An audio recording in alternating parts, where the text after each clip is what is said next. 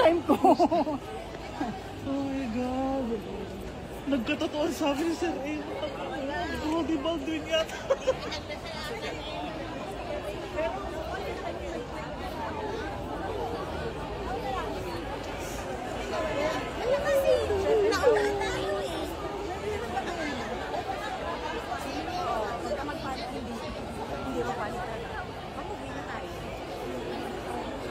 Linog. Grabe guys, hello guys, live tayo ngayon guys. Nandito tayo sa Davao. Lakas ng linog guys, Lindol. Grabe. Suga. Lakas ng linog. Gaya ito eh. Ito ang linog ba? Grabe. Oh, katalik, gikain ka nga. Linog. Linog. Kalitra juguan yun. Grabe. Sugas linog eh. Grabe. Sugang linog guys diri sa SM Lanang Davao guys. Gani wala na tumbang kuan ba? Grabe ko sugang linog. Linog diri sa Davao. Mao gini resulta ron diri linog abot na diri sa Mindanao. So gaayong linog. Grabe. Live ta karon mga kailaw, live. Kahon po kami lagi no Lord. Lord, thank you Lord, thank you. Nakagawas pa mi. Nakagawas pa mi Lord. Linog diri. Niabot ng linog diri guys, niabot ng linog. Grabe nang hawa ng mga tao sa mall. Niabot ng linog guys. Lord. Paki-share ang video ha Ginoo.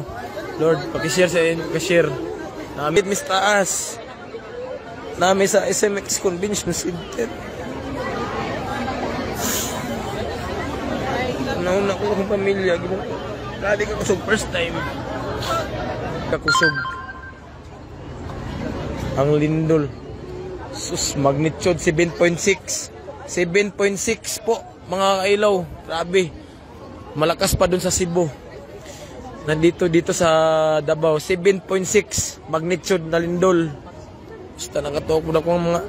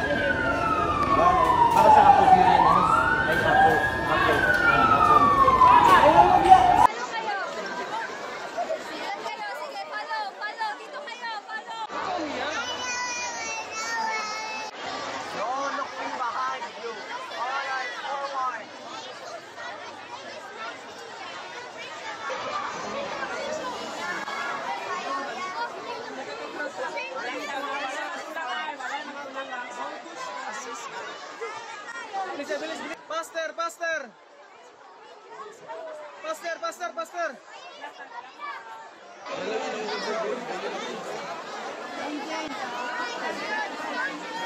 College Department is on the right side of the plaza.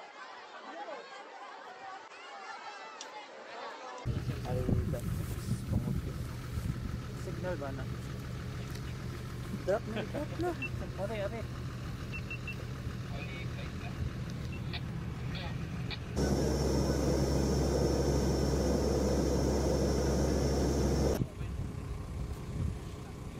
Kasabay din akong coverage nun kaya naghati kami nun.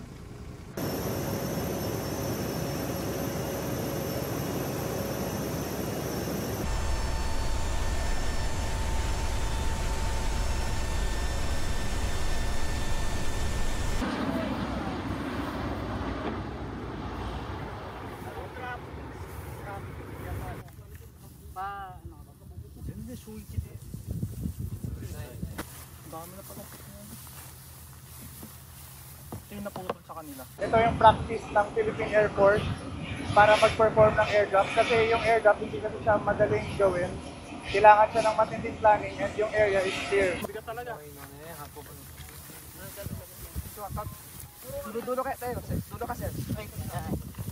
Importante siya in any case na kung mag-relief operation sa mga lugar na hindi madaling puntahan, dito drop na lang.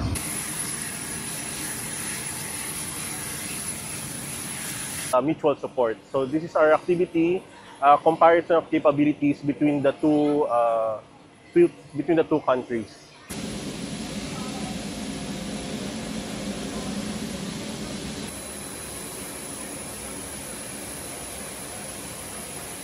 I express our deep condolences for the victims related to earthquake near the Cebu. And it's our hope that all those who have been affected by earthquake near Cebu will make a speedy recovery.